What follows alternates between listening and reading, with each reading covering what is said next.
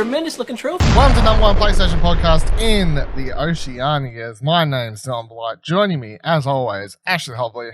Hey, John, excited to be here. Just the two of us, like usual.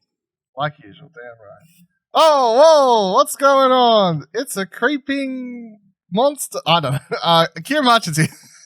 Hello, this is an arcade couch. You told me we were recording arcade couch. It feels like 2017. Before Ash stole your job. Those are the days. I think I was talking about this recently where I was like, was that to you, Ash, or whatever? Probably. I was talking about, yeah, because I think it was like talking about, like, it actually, the Ciaran period of Platinum Explosion, I think it was because we were talking about episode 150 or whatever. Yeah, I was like, it's funny because if anyone started listening after episode whatever, Ciaran doesn't exist. I just don't exist to you. I just do not exist at all. None. It's so funny. Because I was like, in the scheme of things, there was that Ciaran was the main co-host, right? And then this was so long ago that, by the way, to put it into perspective for you, Ciaran, that was so long ago that is before early late nights, that is before Overwatch addiction, that's before any of this. Yeah, no, that's a very long, like, I always get confused with, like, maybe the last 2 years of Explosion Network have, like, kind of smushed themselves together to me because of, in my head, my timeline is pre-Overwatch addiction and post-Overwatch addiction. There's two very solid time spans there. So I think that's how it is for all of us. Pre-Overwatch addiction Network as well. So yeah. Very different times. Anyway, in the trophy cabinet this week, we got a bronze trophy for God of War Easter egg, silver trophy for Yumi Yang getting a promotion, gold trophy for The Last of Us getting a HBO series, and we hit a platinum. Ghost of Tsushima gets a release date. But first, we're going to talk to Ciaran about Days Gone because he's big for some reason, and I find it quite interesting. And I like it, like it makes me happy. But I do find it quite interesting that one of the first games that you like play when you're like start of the year or end of last year, whenever you started playing it, I can't remember, where you're like, oh, I'm going to start like catching up on games and all these things. One of the first ones you dive into is a game that got mostly mediocre reviews. Yeah, I know, but then right? You came out the other side and you're like, I really like this game. Like, I like it a lot. And it made me happy because even though I gave it a 6 or whatever, like, I still had, like, I got quite a lot of love for it. You know, it's one of those things I look at and I'm like, you have problems, but boy, do I love you past, like, I can look past those and see the gold in here type situation. So what is it about Days Gone that you think makes you like it so much, and do any of the main criticisms that you've heard people say, are you like, yeah, that doesn't matter, or it's probably been patched since then, you think, or whatever? I think the game's still buggy. There's still occasions where things happen, but they don't actually happen on the screen. Like, the sound cue happens for them. I still think it's very valid in some of its criticism it had with stuff like quest giving is a little bit off, where because with any open world game, a lot of the quest giving is done by messaging you over the comms and stuff like that. Come back to base, Deke. I got a job for you. Yeah, where you've just left the base, or they've obviously they've designed it for you to have one voice option, go away, do some missions, and then get another voice thing. But there was many times, because of just how much fun I was having and I was clearing the game as I went, that I just have multiple times where I'd get the first voice cue and I'd get the second voice cue and Deacon would say something like, hey, why the hell did it take you so long to get back to me? And I was like, that was just a second ago. You should really be nicer, man. Be more sociable. But no, it was really weird because Days Gone was always on my radar. It was like that game that I was interested in when it came out last year, then it had mediocre reviews, and then I fell off the bandwagon and went and played Overwatch. And when I came back, it was one of the things I was like, all right, I'm going to wait till Days Gone goes on sale on the PS Store, and I'll pick it up then.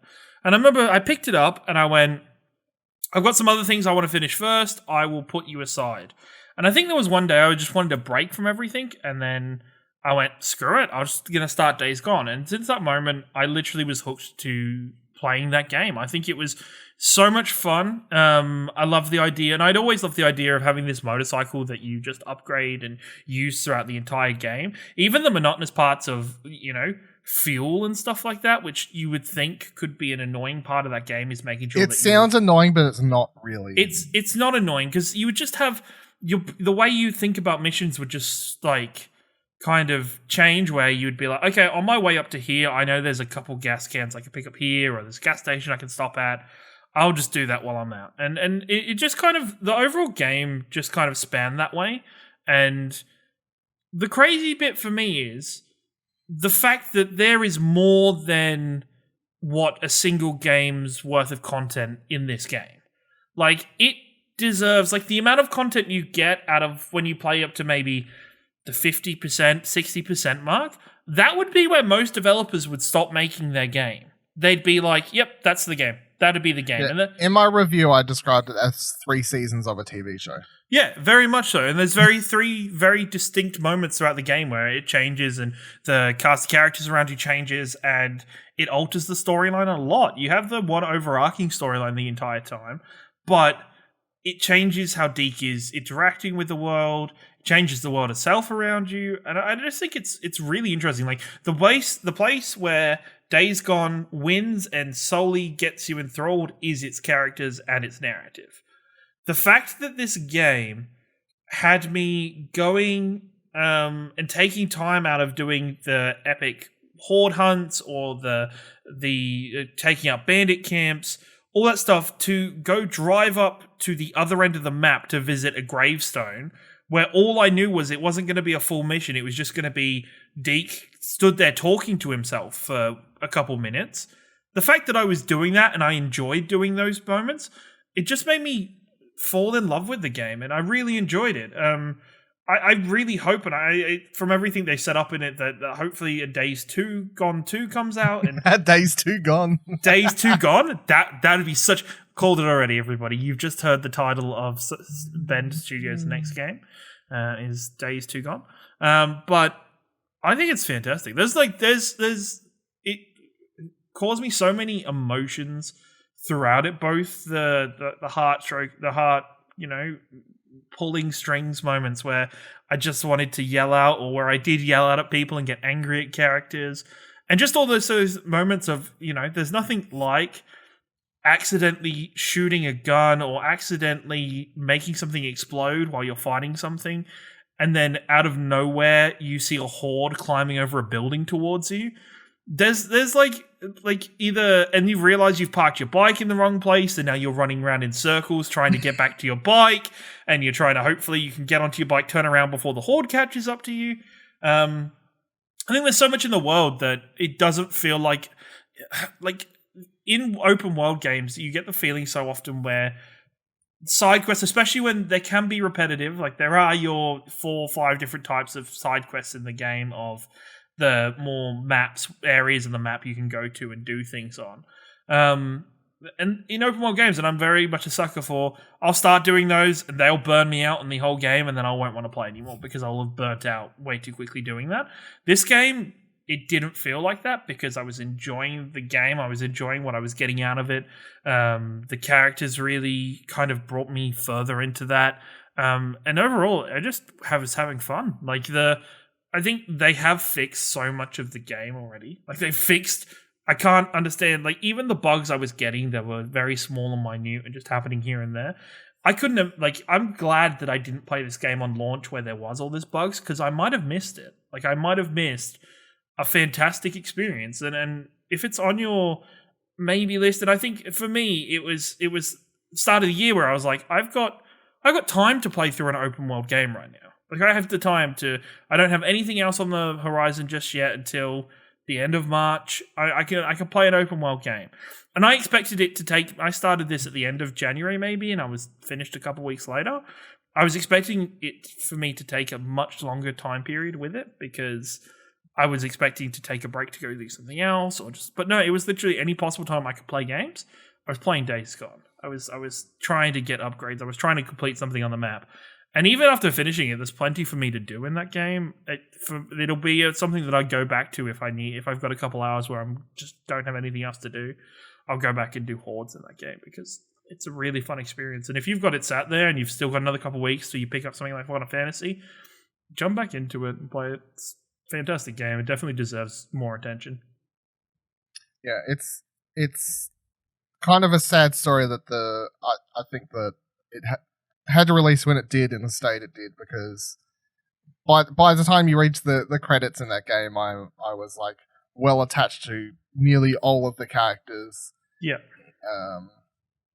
On a level compared to, I know this is like blasphemous, I'm sure, but like I enjoyed the story in that game and the characters as much as I enjoyed the story and characters in The Last of Us, I would say. I would agree. I would 100% agree with that. Because the gameplay wasn't as good and it wasn't as refined and it wasn't as polished as a game. Blah. I'm just saying, like, character story wise, Deacon as a character, but like starts fucking boring. But I think that's kind of the point. You're like, oh, this guy, biker dude. But by the time you get to the end of the game, edgy, the rest of the characters you meet along the way, which I can't say them all because potentially spoilers. By the time you get to the end of the game, I'm like, I had a couple close ones that I was like, this is my crew. This is my people. Yeah, these are like, even like at the end of the game where you can go back to areas and see your people, your friends sitting there just chilling out. It just felt really nice that it was like, oh, this is, even though the world's still fucked and there's still zombies everywhere, you guys are doing all right. This is great, and it's and even if you don't like horror games, Ashley Hobley, even if you don't like horror games, and I think I was quoted in an Arcade Couch where I said when I started this game that I wouldn't play at nighttime in the game. I would like go to a safe house and sleep and make it daytime again. That quickly finished, and then I would just be riding for like multiple days and nights at a time before going back to a base, because it just happens. You start getting more comfortable and you get more weapons and you got more outs and your bike's stronger and you got like nitro boost and like and all this other stuff. So, you understand what's going on in the game. You understand how to get away from stuff. Yeah. Whereas when you start the game, you see one or two zombies. You're like, holy fuck. Freakers, sorry, not zombies. Freakers. Yep, freakers. And it's, it makes, as I've said, you'll hear me say, like, it makes playing other games very weird after playing against hordes of zombies at once. All these single zombies coming at me. It's this. You will, that's pretty much the. Right, well. Mine's headed not to play, I guess. Wow.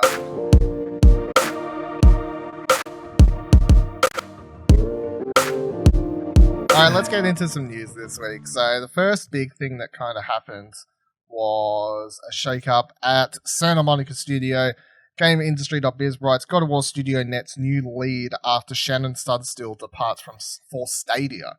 Sony has appointed PlayStation veteran Yumi Yang as the new head of its Santa Monica studio. IGN has confirmed Yang's appointment to the position, which she is taking on after 19 years of collective experience across multiple roles with PlayStation, most recently as Santa Monica's Director of Product Development. Yang's appointment comes following the departure of former studio head Shannon Studstill, who joined Google Stadia's team to lead its just-announced Playa Vista development studio.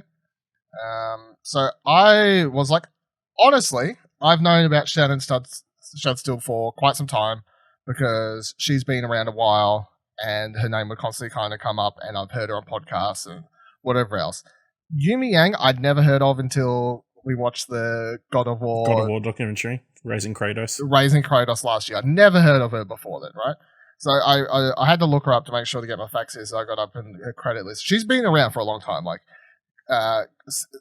PlayStation-wise, Gran Turismo 4 assistant producer, original God of War associate producer, Warhawk, God of War 2 associate producer, God of War Collection, God of War 3, Unfinished Swan, PlayStation Battle Royale, God of War Ascension, and of course, she was the director of product development on the big God of War. So she's been in the PlayStation home for, as I say, nearly 20 years now. So that's quite good. And I'm also glad that they didn't because they very much show in that Raising Kratos documentary, which if you haven't watched, me and Ash quite like, and we obviously talked about that when it dropped. It's free. You can go watch it for free, and I would suggest everyone goes and watch it because it's a good eye in the video game development thing that and you don't usually get to see. And I still would say that they are quite open with that documentary, more so than I thought they actually would have been. Like, they show them getting stressed and angry with one another a little bit more so than I thought they were, considering it's produced by Sony and PlayStation themselves. But yes, so Yumi Yang's shown a lot in that. So you have like this trio of her, Shannon, and Corey Barlog, of course, like kind of spending a lot of time working together. Never heard of him. No. Never heard of it? So I'm glad that when Shannon left, that they weren't like, oh, let's bring in someone else to replace and like pull the role up. Let's get somebody from somewhere else. Yeah. They were like, no. You've done the work. You've been here. Time to step up. You can now... But I wouldn't have thought they'd do that. I think Sony has proven, especially recently, like they like to promote people from within. Loyalty. Obviously, the most recent Herman Hulst is now president of Sony, and then I'm pretty sure people who took over Guerrilla were also people who'd been at Guerrilla for a long time. So so they like to. It's just promote, and even with Naughty Dog, like Bruce and Neil came up through that company, so it just makes sense. It's amusing with her back catalogue of games she's worked on. There's all these God of Wars, and then in the middle of it is Unfinished Swan. Like, just kind of to show like her potential. I don't know what production consultant. No, I think it was just because they made. I think the Unfinished Swan team was based out of Santa Monica, from memory, out of that studio, because they were doing a bunch of like second party or third party projects out of that same studio at the same time. Yeah. Yeah, so I think that was more. They're trying to be that hybrid thing. Yeah. Like at first, I guess it'd be like. Well, she was a producer on Twisted Metal Head On. There you go. Most of it's associate producer. God of War Collection, she's prop producer. Yeah. Then her last couple of projects, she was more like technical sides and stuff, and then of course director of stuff for the reboot of God of War, whatever. Yeah, that's cool news. I don't. Shannon leaving to go join Stadia. With the part where the I was move was very surprising. It's like, I'm like, really? There's still random moments of Stadia being popped up or mentioning in news, and I'm like, oh, that's still going, eh? Oh, okay. I mean, it had a horrible launch. To be fair, obviously we're not the market to be discussing Stadia very much because it's not here. It's not. And it's not going to work here. But yeah, nothing I've seen. I don't know if you saw the tweet the other day that they put out. That was hilarious. Spell your name with games, and because they don't have any in their library that starts with I, they just put a shrug emoji. Yeah, so it's like the biggest cell phone. I mean, if that was the most prominent piece of content I've seen from Stadia in the last month, that's a bit concerning. Yeah, well, I mean, other than this news, I'll give them one thing. As much as I think it's, I at the moment, if Shannon came up, I was like, Dylan, you've done over 150 episodes of this PlayStation podcast. Was it a good idea for me to leave and go join Google Stadia on a new development team? I would say, Shannon, no, it wasn't. in my personal opinion, no, I don't think that was a good idea. However, you go for gold, and Google is also obviously throwing money at a lot of people to come over there because they are starting all these teams. They have not produced stuff, so you can't really judge anything yet. Talking about God of War though, let's talk about this. This is worth. I mean, there's not really much to talk about. It's just kind of hilarious. But Lance McDonald, who I bring up on this show quite a lot because he hacks into Bloodborne and all the Souls games and whatever PT else and stuff. Yeah, PT and all that sort of stuff. So I feel like I've talked about him a lot at this stage. But he put this thing on Twitter where he unlocked the God of War camera. And then the whole video goes through where he kept unlocking it as the fight with the stranger at the start of the game's occurring. And then, which is already cool to see, like it made it like kind of cinematic, and it also made you appreciate the fact that the characters are all fully animated and not just animated in a way only for what you would see playing the game front on. Like it's a full thing. Like you know what I mean? Like you're not like, oh, suddenly all behind their legs look stupid or something when they're out of view. It doesn't of the look camera janky or they just haven't bothered rendering the 3D model the other side of the camera. It's like when you look at it's like when you take the camera out at most first person shooters, it's just like there is like a pair of arms floating in front of like just nothing in a couple like and a pair of ankles and a pair of feet just hovering there. It wasn't that. So I was like, that's kind of cool to see. But then the funniest part was near the end of the fight, at the end of the fight, really, when you think that Kratos has killed this random person and chucked him off the side of a cliff, he followed the stranger down as he falls. And then at some stage, he freezes midair because, spoilers, shortly after this, you find out he's still alive. But he's frozen there with both fingers just middle fingering, I guess, Kratos within the story, I guess, as he's going down like, fuck you. Nah. But also, Nah. I think it's meta. It's meta. meta. It's like, whoever found this, fuck you. Yeah. It's like, I really enjoy when developers do this, where developers are self-aware enough to be like, eventually somebody's going to break my game and somebody's going to find this.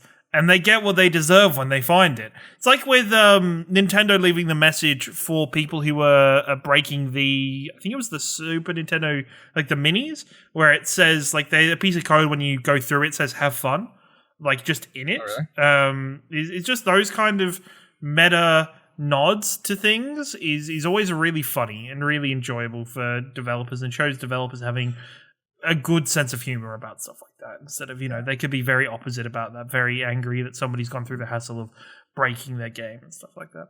I'm going to be keen to see what else he finds, because I presume that he'll kind of be hoarding some of the potentially bigger Easter eggs, and he'll upload that as a video to his YouTube channel, because he uploads some stuff to Twitter usually to help like build people to go over to his YouTube channel, and then he like saves the big video and usually does that. Smart business. Yeah, I'm looking forward to him dropping that video to see what else he finds. I'm presuming he's just going to slowly play through the game again and constantly be on the lookout for things. I mean, they'll take some time and effort, but go for gold. Either way, cool. Then there was two big things of news that dropped during the week.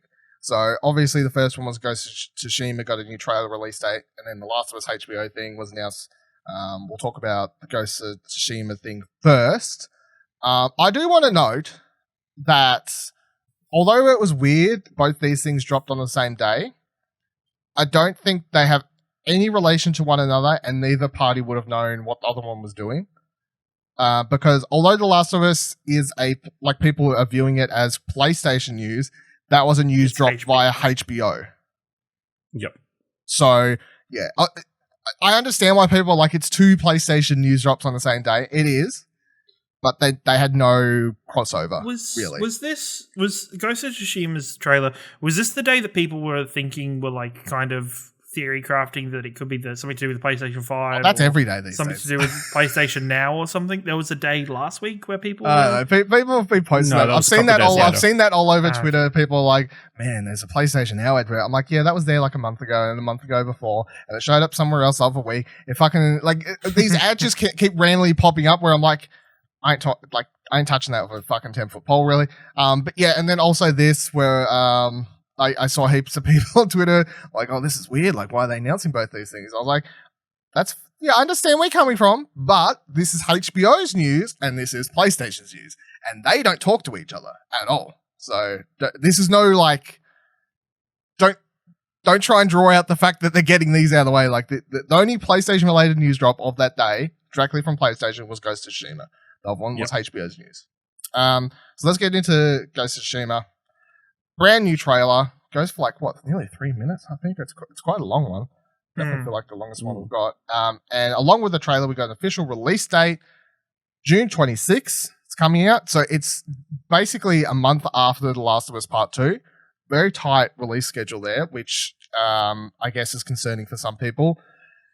Who want to have more time. And I mean, it's kind of fair because they have said that The Last of Us Part 2 is going to be a much more bigger and open game and potentially quite longer and whatever else. So I can understand if it's like a month, especially if you work a lot or whatever, don't have the time, you feel like you need a lot of time to play it.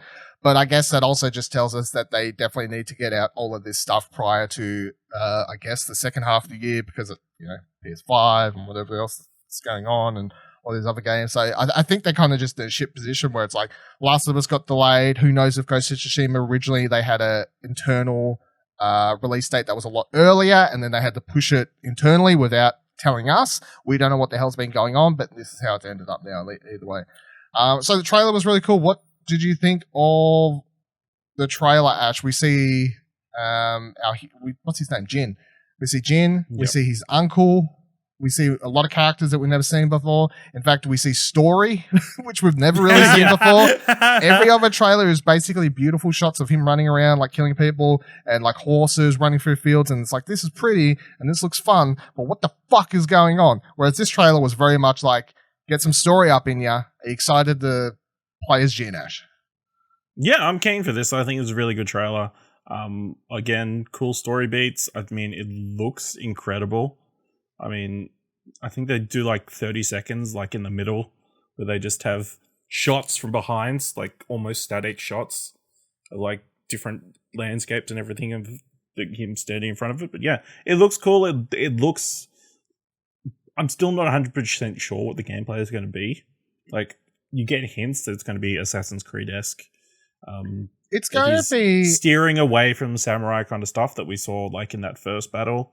That he's going to play dirty because that's how you need to beat dead Huns. It's not going to be a button masher, but it's not going to be Sekiro. You know, it's going to be in the middle where it's easy, like hard to master. But honestly, to compare, Batman, you can button mash and kind of get away with it, but if you're not countering on normal above difficulty, you will just die eventually. Like, you got to at least learn to dodge and counter, and I feel like this game would probably be similar to that. Yeah, that or the other one, obviously, God of War is the more recent, most Souls. God of War's fighting system was quite hard. And if you try to play that game in hard, you just get your ass kicked if you're don't have the counters and the parries and stuff down. So yeah, that's a good example. Yeah, so I'm keen. I mean, it looks incredible. So it looks like it'll be a lot of fun to play. So I'm very keen. Good trailer. Yeah, June is interesting. I don't think there is a lot currently sitting in June. I'd like to put currently in big there is asterisks Easter Bunny ears or something. Yeah. Currently, one other game for PS4. What is it? Oh no, there's Little Town Hero, the port from the Nintendo. That doesn't. That's coming, and then there's a Fairy Tale game apparently, like from the anime. Yeah. From the anime Fairy Tale. From the anime. Yep. Get hype. Yeah, this wins. Yeah. That's at the moment. There's gonna be more stuff for sure. Probably all the stuff from May is probably going to get delayed. So yeah. Iron Man gets delayed more. Ciaran, what did you think of the trailer for this? Are you keen for this? I think I'm more keen now that I've watched it than I was. I was a little bit worried because all we'd seen was kind of the cinematic shots of Jin and then also him stealthing into like an enemy camp. I was very worried that it was just going to be lots of stealthing into enemy camps and taking them out and doing that stuff in that kind of environment. But this trailer, for me, showed the cinematic scale of this game. Like the overall where this story's going to go and where it's going to take us. And it's going to fill us in on Jin's history and what the things that led up to Jin becoming the Ghost of Tsushima. And we're going to get these epic grand scale battles that we're going to be a part of and see. And I think it explores a really fascinating point of history. Especially for the Japanese culture, the culture of, samurai and that kind of stuff and how that finished and ended. I think this kind of explores that, maybe not in a perfectly historical way, but in a way that it's going to open up the eyes to more people to research and look into. My brother was obsessed with the Mongol invasion when he was in high school, to the point that because I had to hear about it so much, we ended up watching a lot of movies about it when we was younger. So it's an interesting time period. And it's definitely, and it's also, I love the fact that they're already picking up on the trailer with that comment of, I've never seen a samurai fight like that before, because it's very well regarded that the honor system of the samurai was what led to their eventual demise, and the downfall of that system. So to see that notified in Ghost of Tsushima and seeing as Jin being that transitional character moving from the old ways into a new form, I think is going to be really fun to play with and play around with. And hopefully, and I think we saw more just kind of scale of the game and the variety in areas that we're going to get to explore and play in. I'm really looking forward to it now. I've always been excited for this because I would actually say Sucker Punch is probably my favorite PlayStation developer.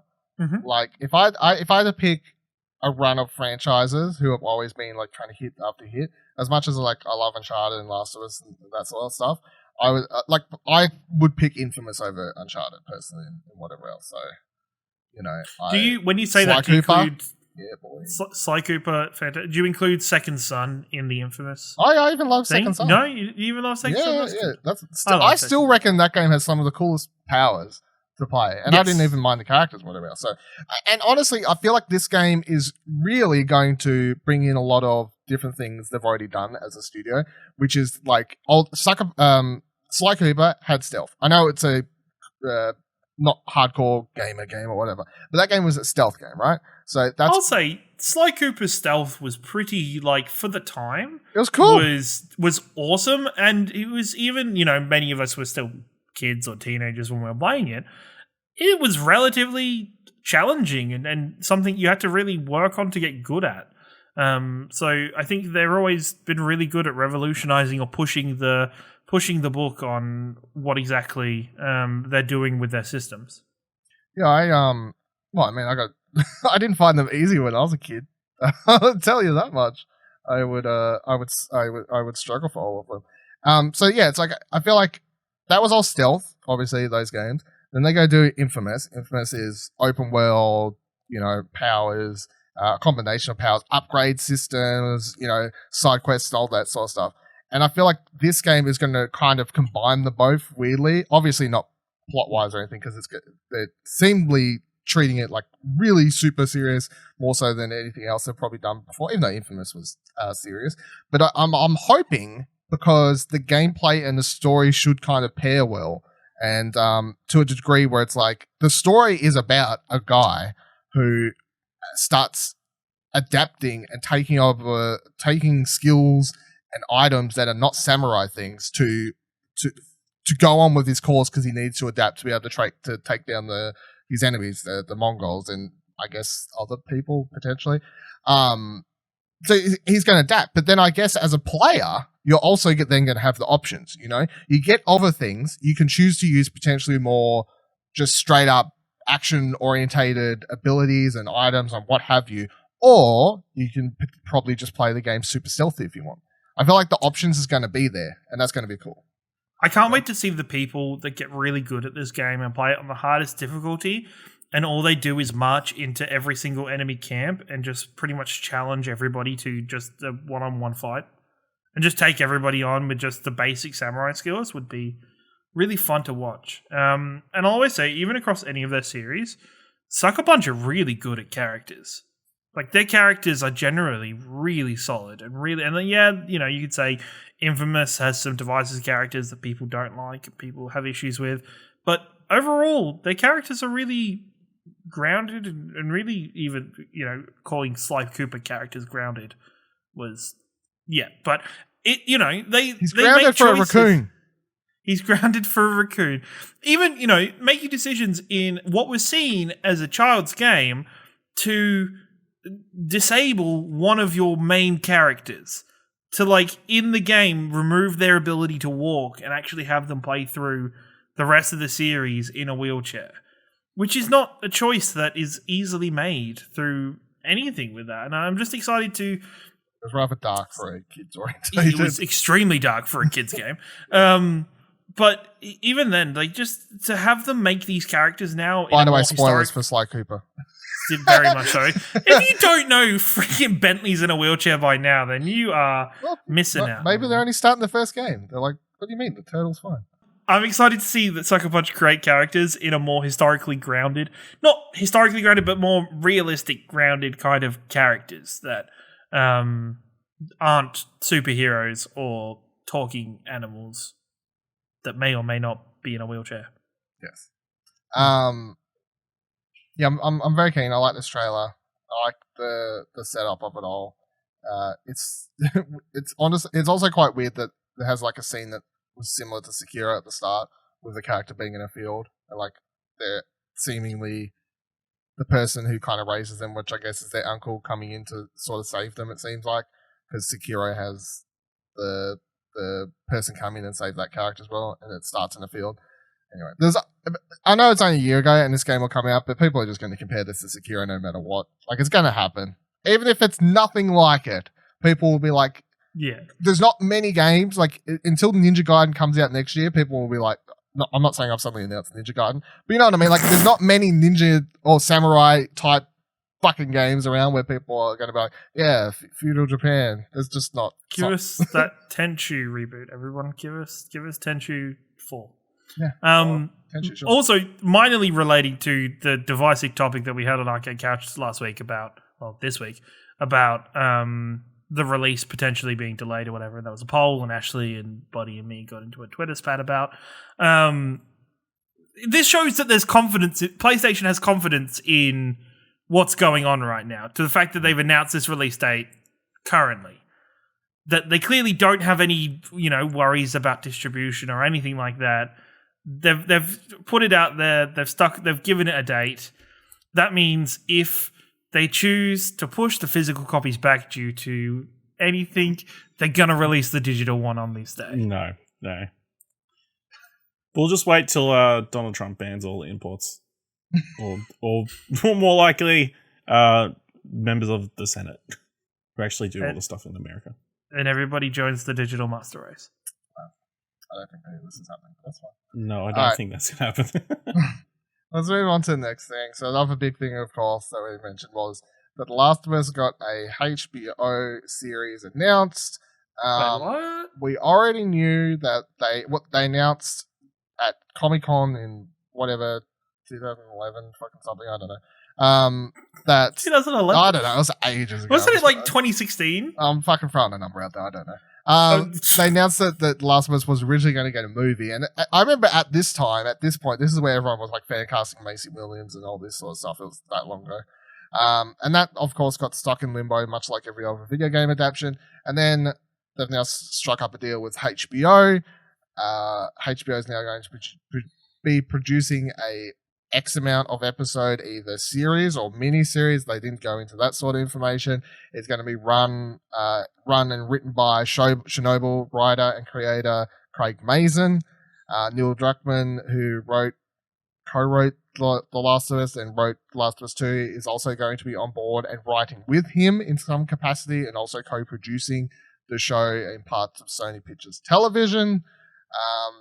I found the quote I posted in our news post about it, because I thought it was cool, was Mazin spoke about Neil Druckmann. He said, Neil Druckmann is without question the finest storyteller working in the video game medium, and The Last of Us is his magnum opus. Getting a chance to adapt this breathtaking work of art has been a dream of mine for years, and I'm so honored to be to do it in partnership with Neil. All HBO tweeted when they announced this thing. Well, it was a Hollywood Reporter exclusive, and then shortly after, HBO just tweeted out the thing saying, look for the light, and it was simply a Firefly emblem. The only thing we know about it is that it will indeed be the story of Joel and Ellie. So for anyone who's like, oh, I hope they don't, lots of people were trying to hope that they would be focusing on something else or new characters or something. No, they have confirmed this is Joel and Ellie's story. They've also said that they have the opportunity to potentially tie in some stuff from the sequel game to this, like if it makes sense, like who knows what they could be doing. I'm hoping that they're tying the Left Behind DLC, because I think that's super important, and I hope they can flash back to that at some point.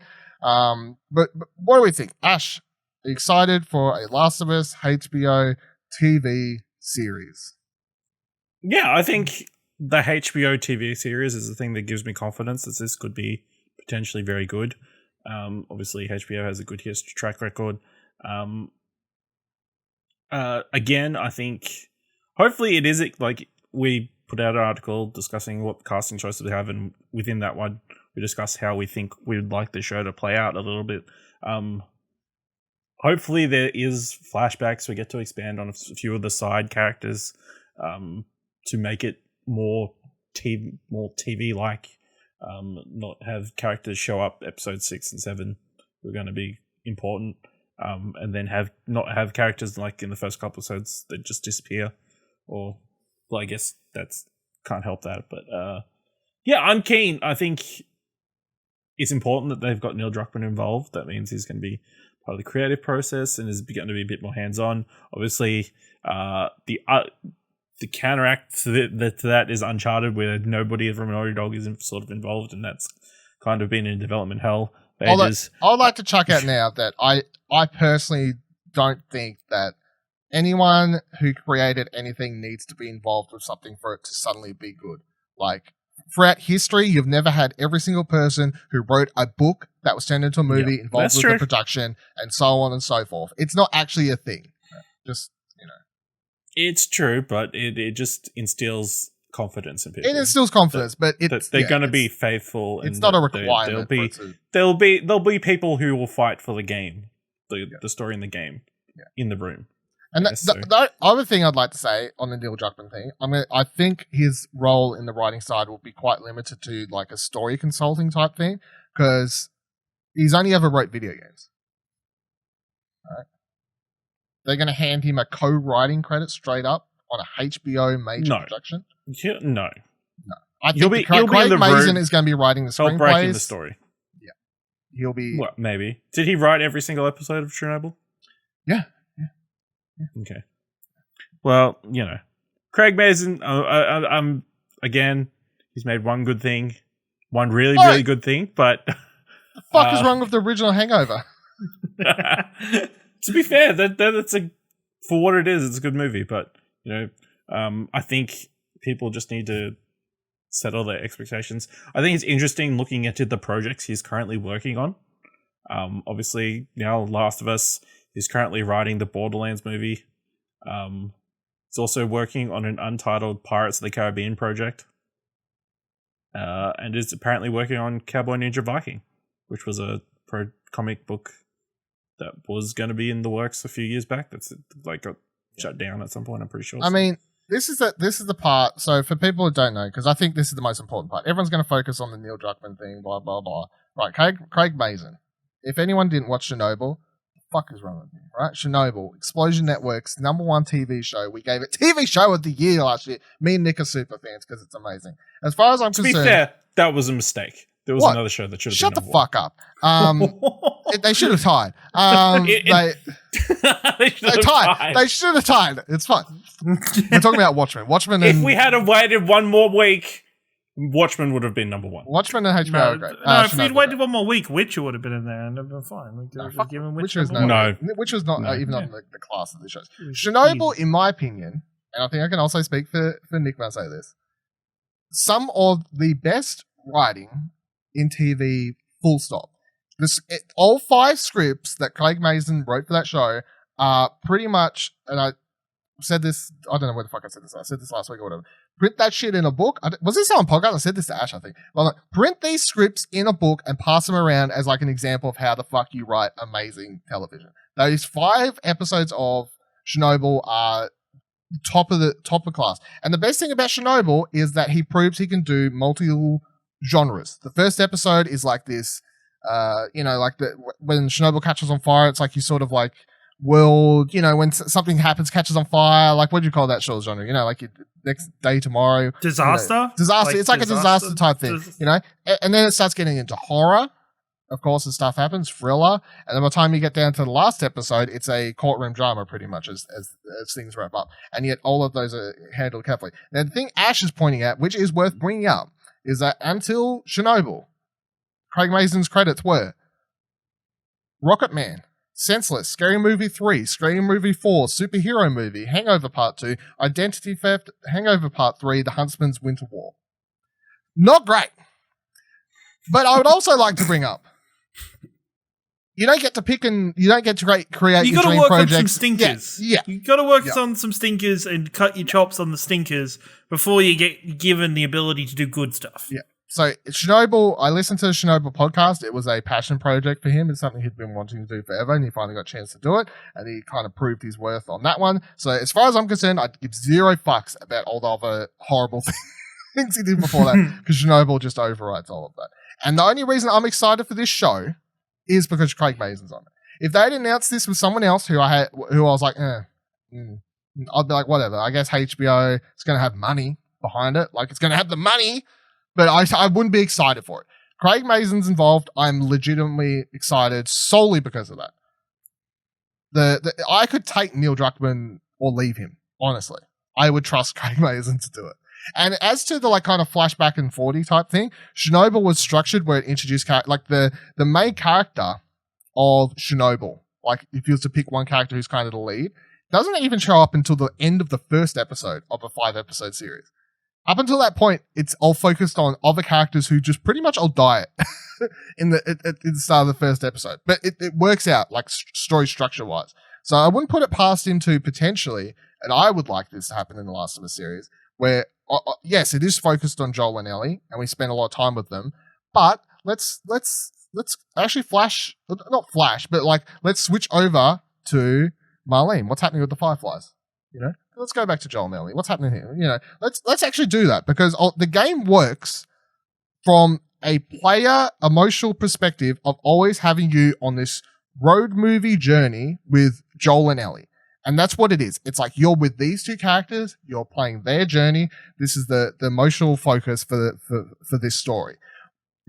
You can rewrite all of that when you're turning it into a TV show. You can make it, yeah, they are super important, but also now this other character is super important, and this other character is super important. And the focus is now on these Fireflies plus Joel and Ellie, and we're going to push them both up and treat them sort of equally. You're going to care about all of them. And then by the time you get to the end of it, I'm not spoiling it because some people may have not played it yet. By the time you get to the end of it, then all of a sudden you're like, wow, this is even more fucked up now, because these other characters we've been following are in this room.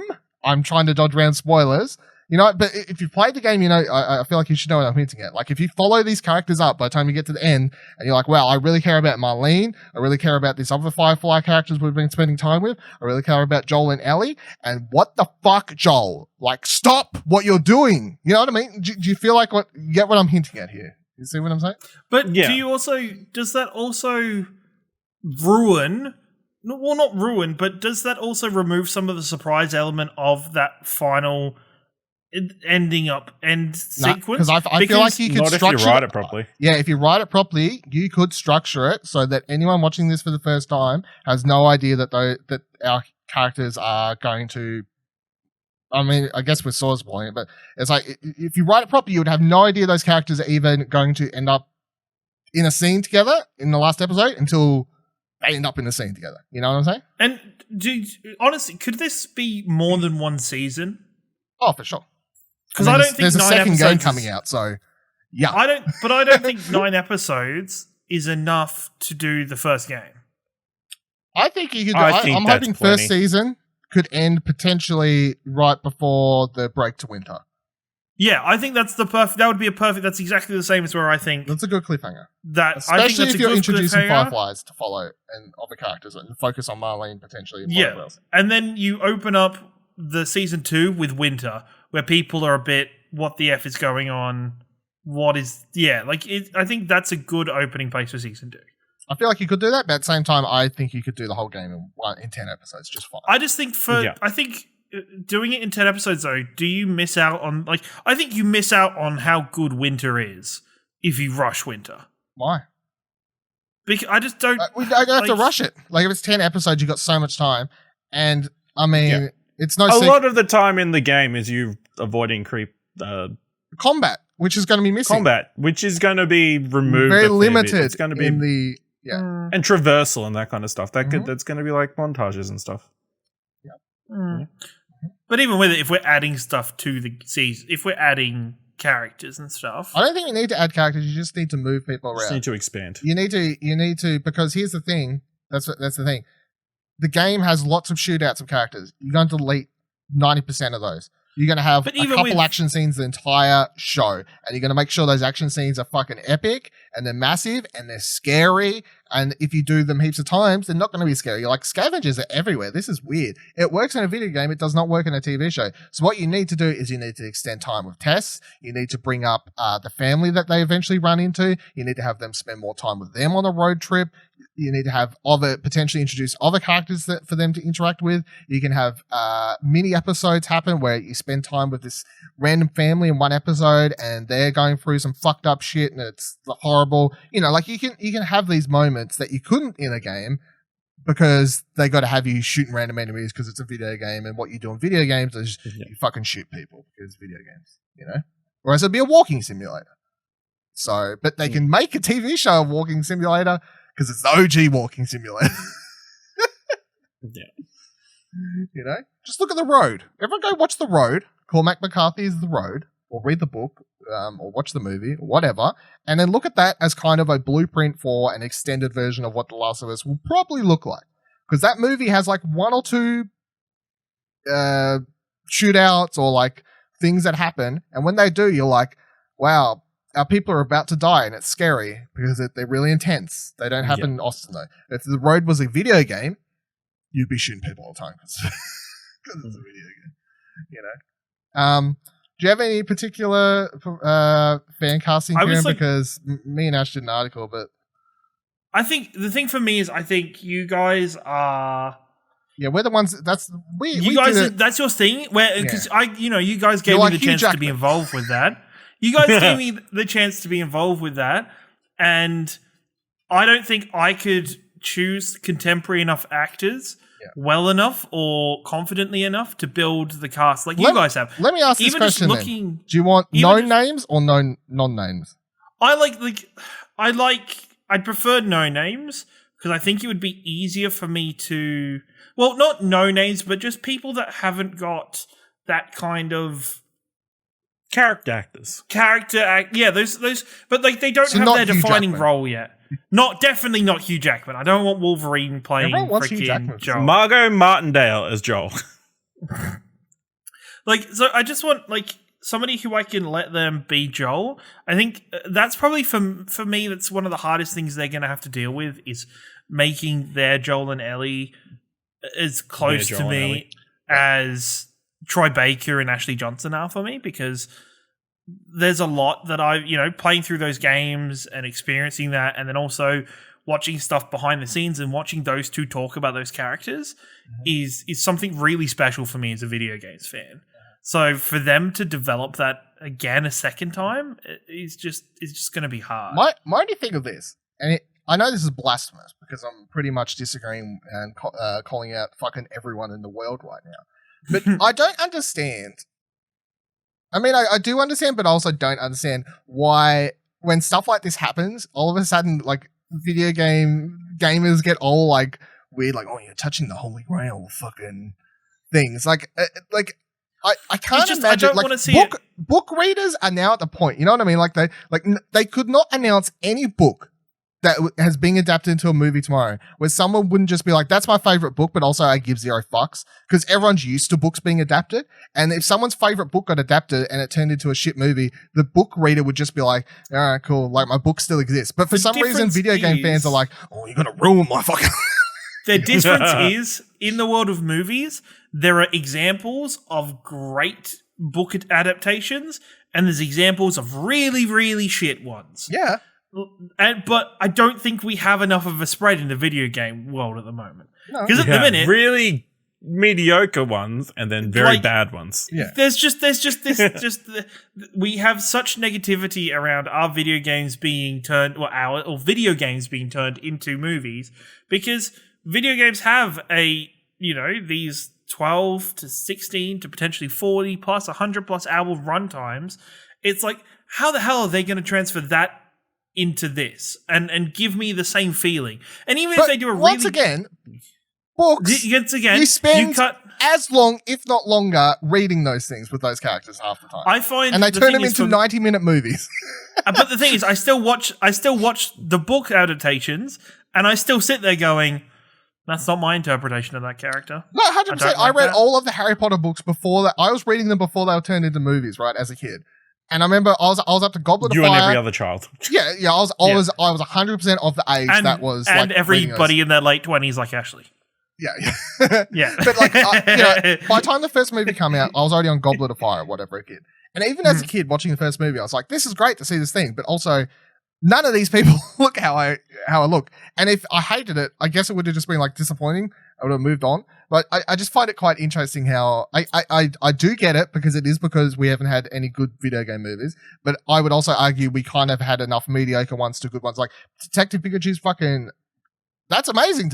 As far as I'm concerned, that's the golden child at the moment. Different though. Detective Pikachu's different though. Like, I think for me, the Witcher TV series, no matter, it's not the greatest TV show or whatever, it still gives me, even though it's not adaptation from the video game, it's based on the books. It still gives me hope, because I'm like, you know what? They did the characters pretty well. They did what they could with the material. But I think the thing with this that interests me is that everyone wants. I honestly don't understand what people want from Joel and Ellie from reading the Twitter reactions. Because for me personally, I would much rather whoever gets cast in these roles to make it look nothing like how they are in the game. Like, I want to be able to go, yes, that is Joel and Ellie, but also, like, looking side by side, you're like, their performances and nothing that's completely different, but the bare bone thing that the way they interact, you can feel the chemistry. That's the only important part. But for some reason, I feel like everyone in Twitter responses I saw, they're like, they just wanted to be a live action. They want it to be identical. The same fucking thing. Yeah, I'm like, I don't want it to be identical, but you still want more resonance of the characters themselves in the TV show. Like, if they're not going to make it like those characters, what's the point of making a Last of Us TV show? That's what I'm saying. Boil down what those characters are in those performances to you into one sort of thing. Because to me, it is the banter at the start and throughout the TV show, you want to be able to see them grow over time. And then by the time you reach the end of it, you want to feel that sort of fatherly connection, love that Joel eventually has for Ellie, right? That is what I boil it down to.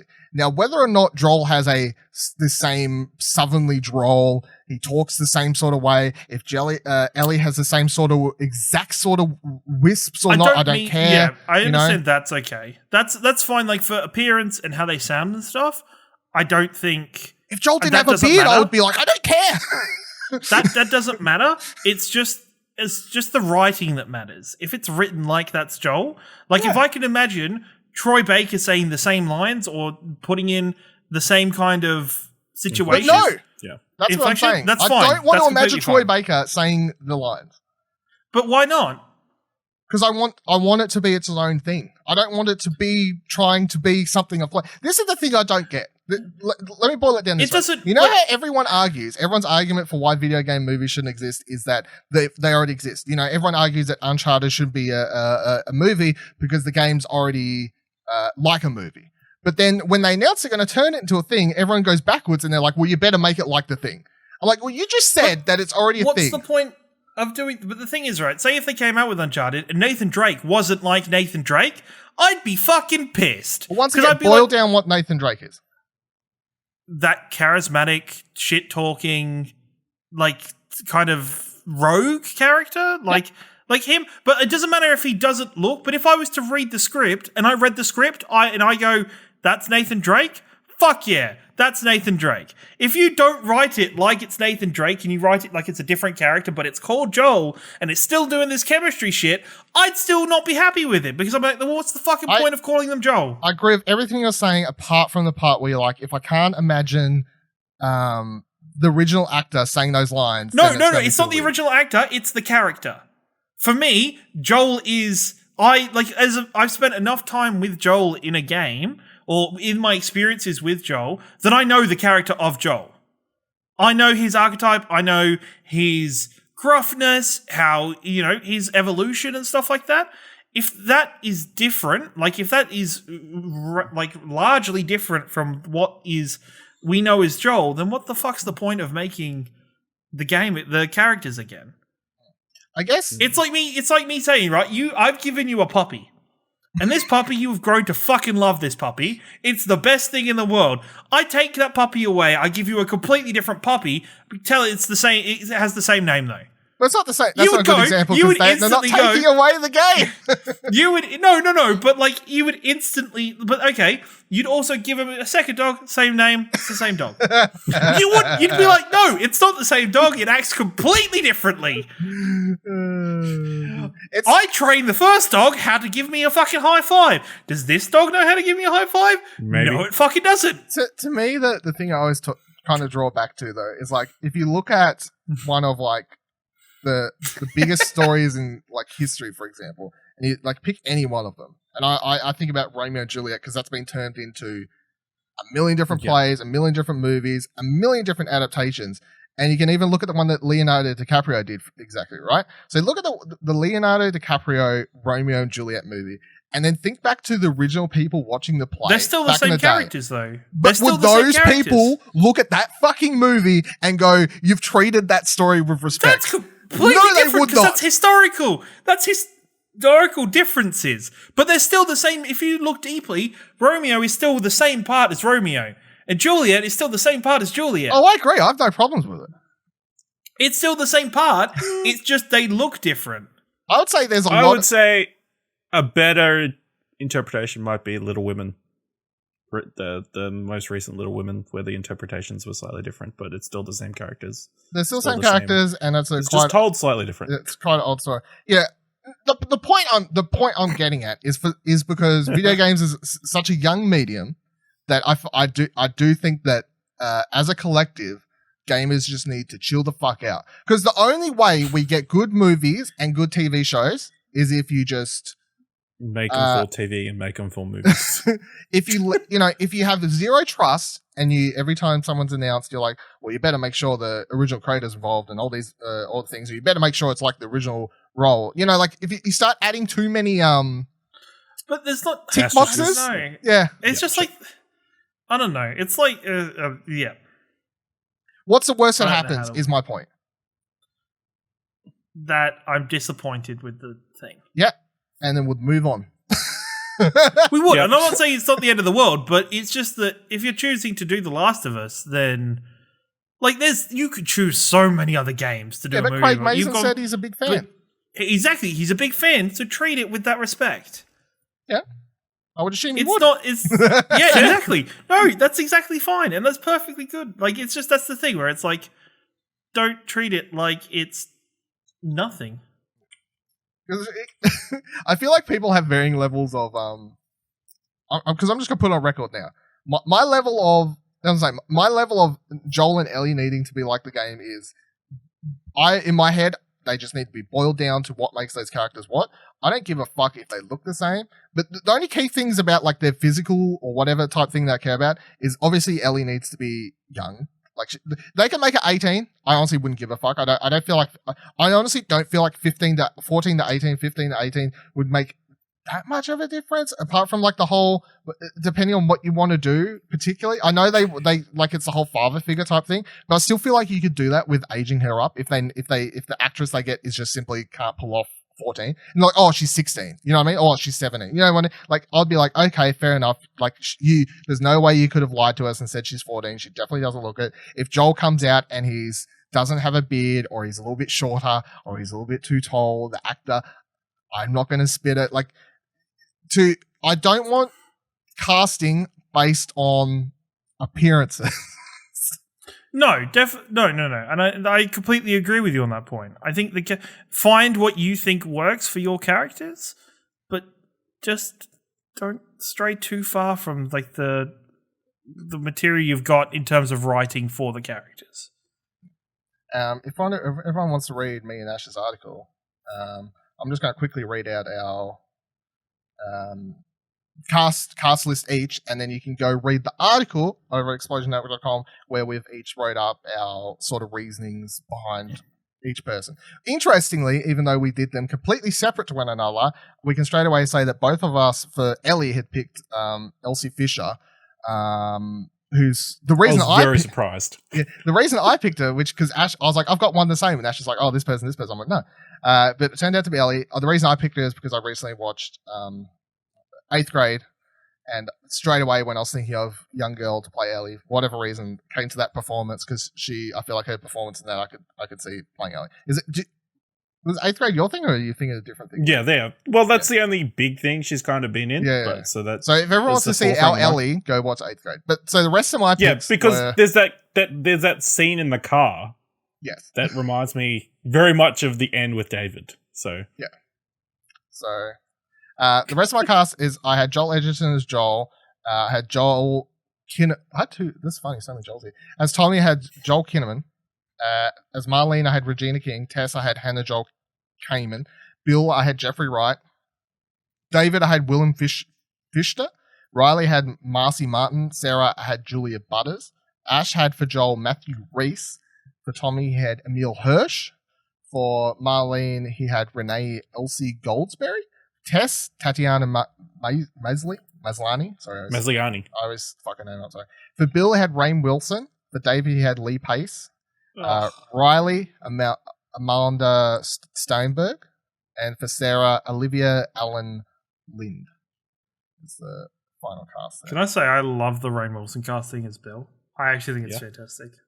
I would say overall the article is very good. You should go read it because I feel like me and Ash both picked decent casts that aren't your typical... perfect. Yeah. Perfect cast. That's what we did. They're not your typical picks. Perfect casts and realistic casts. Yeah. Not all these AAA fucking... Listen, I want Hugh Jackman to play Joel, and then I want you to reincarnate Ashley Johnson as a young girl so she play Ellie. Yeah, no. Mocap Ashley Johnson to play a CGI version of Ellie. That's what I want. Just let Troy Baker play Joel. Yeah, just CGI both of them. Troy's the right age. He's fine. Yeah, just do a Psycho situation where you just shot for shot remake the game as the movie. I swear that's what they want, right? I swear half the people on the internet fucking want that though. Please don't even get me started. Two final points on this. Yeah, okay, one, they need to open the show exactly the same as the game. 100%. If they don't, why are they bothering? See, it's funny you say that because that is the emotional gut punch to start off actually, as long as it's got the boiled down elements. No, correct, shut the fuck up. They can do whatever they like with it. To be honest. In the article, I said that I think in the show they could potentially get away with having that, like just starting and then going back. Anyway, what's the second point? No. 2, they have to pull off the clickers. I don't know how they're going to do it. Is it going to be CGI? Is it going to be practical? But they have to make that believable. I think they have to do practical. I think you could pull it off quite practical. It'd be fine. That's what I'm thinking. But it's just horror. Like it's just someone's going to pick up a makeup Emmy.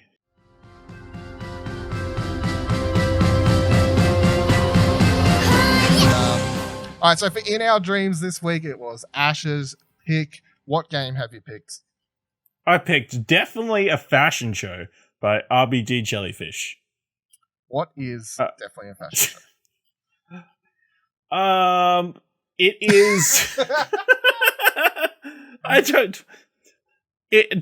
To start off, it starts with like a fun skit. You know, you're a fashion model about to go on a runway, and someone explains to you that the important thing isn't the clothes that you're wearing; it's the confidence you have and all the poses you strike. And then pretty much you go out, you have 60 seconds to strike as many different poses as you can. And you use all the buttons, trigger buttons, so many buttons. It's crazy. So all the trigger buttons all make your arms go up and down. Yeah. So like R1 makes your right arm or whatever go up, and then like the R2 would make it go down further. And then the left analog stick makes your leg or your waist hips, or something. Your hip. Yeah, and then left is hips and right is legs. Legs, yeah. Yes, and then it's like a hole in the wall. You've got certain angles that you need to hit it at. It is incredibly difficult, surprisingly. It is actually. It's very difficult to get it all matched up properly. I think you get a minute. A minute, timer? Yeah. You got to strike as many as you can. It is a lot of fun, like trying to quickly. I need to put the other leg up. What's the buttons again? And the arms aren't right. And and even the skit before, it's not like graphically super impressive. It goes for quite a long time as well. It does. He's got some wonky models. Yeah. But one in particular where an arm just suddenly grows like 20 times its size. It's fine. Across the room. I think that was part of the joke. It was funny. I had a good time. Yeah. So when you sent this one, because it was your pick, you're like, oh, do this. And then when I got home, because you're like, oh, I sent it to you. Because if you don't know, everyone, you can just send people dreams inside dreams and it'll show up in a notification in the game. What a system. Or you can go to In Dreams. You can go explosionnetwork.com/dreams to find this dream and then add it to your play queue, like Netflix. Our dreams. Our dreams, sorry. explosionnetwork.com/ourdreams. First week I've had to say the thing. The link. The link, yeah. That you didn't set up.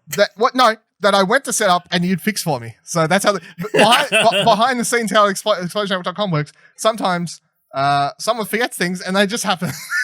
And in this case, I 100% forgot to do it. And then when I went to do it, I was like, oh, Ash did it for me. Yeah, that's right. It's a team-based system here. Yeah. It's fine. Yeah. It's fine, as long as it was done. But anyway, yeah, so I go to click on the game and look, I already played this back in open beta. I played this actually, and the game hasn't changed. I played it again anyway.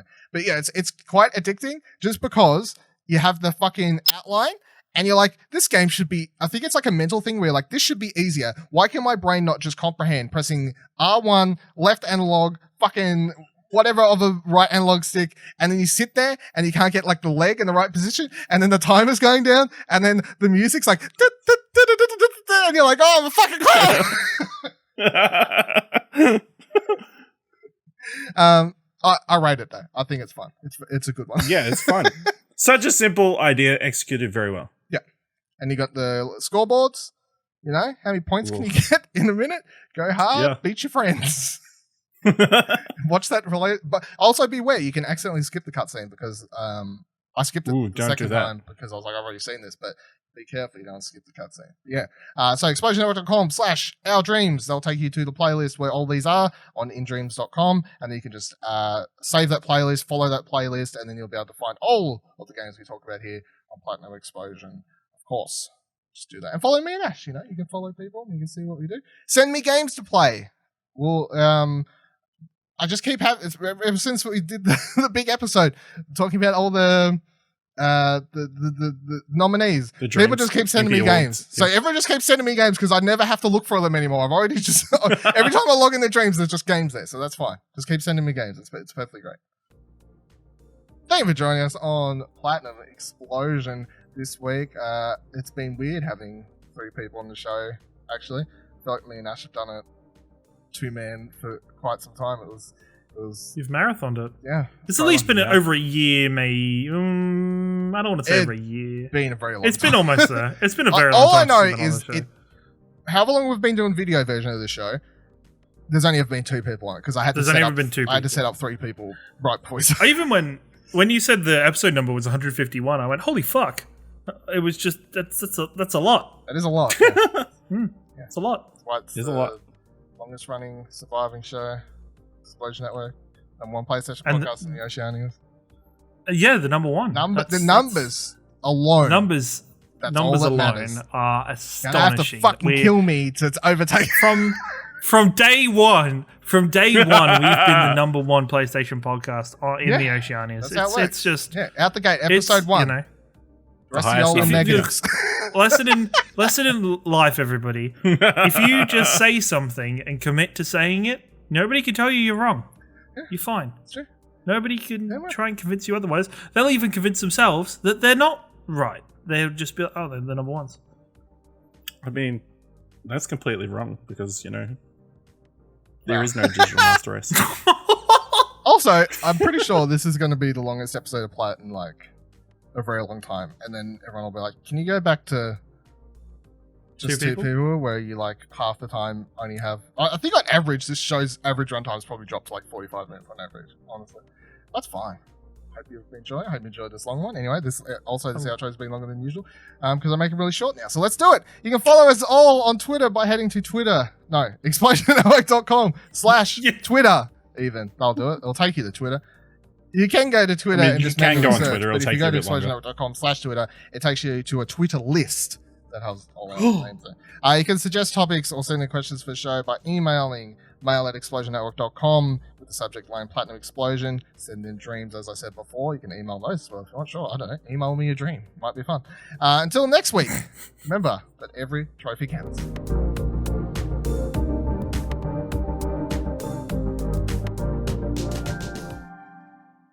Hey, don't forget you can subscribe to the show wherever you're currently listening, and you can drop a review if you can. Find more great shows like this and more content over at explosionnetwork.com, and please consider supporting us for as little as $1 over on our Ko-fi page by heading to explosionnetwork.com/support. Thanks for listening.